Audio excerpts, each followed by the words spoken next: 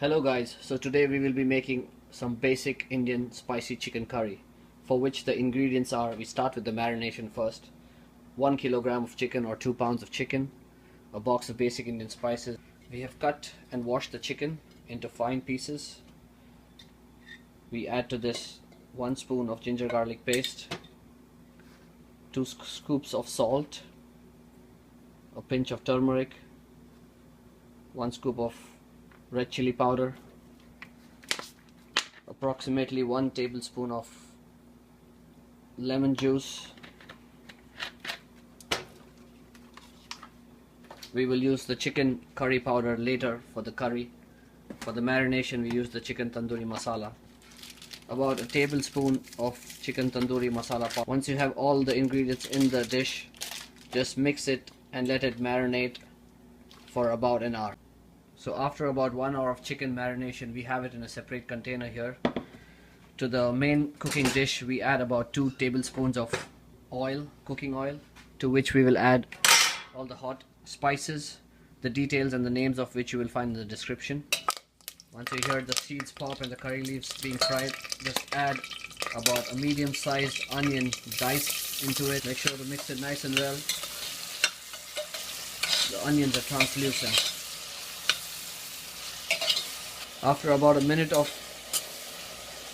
finely stirring the onions, we'll add 1 teaspoon of ginger garlic paste, scoop of red chili powder, 1.5 scoop of salt, a pinch of turmeric,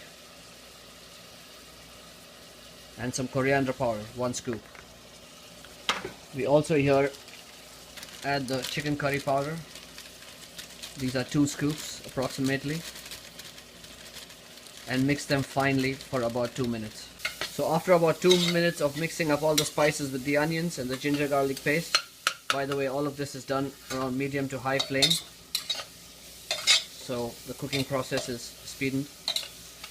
Then we add the marinated chicken, which has been sitting for an hour, into the mixture.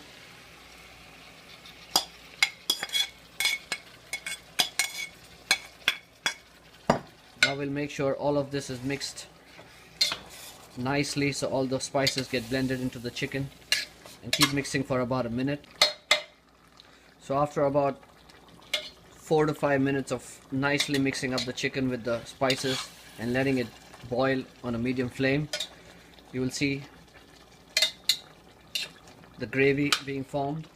And to this we will now add some tomatoes. This is 1 medium-sized tomato, or actually 1 large-sized tomato, finely diced. Once the tomatoes are in, make sure the curry is nicely mixed into it. The secret to this is the more tomatoes you add, the more curry you would get out of this. So if you prefer a more curryish gravy, have more, probably 2 diced tomatoes added to this. Mix it up nice and well for the next 3 minutes.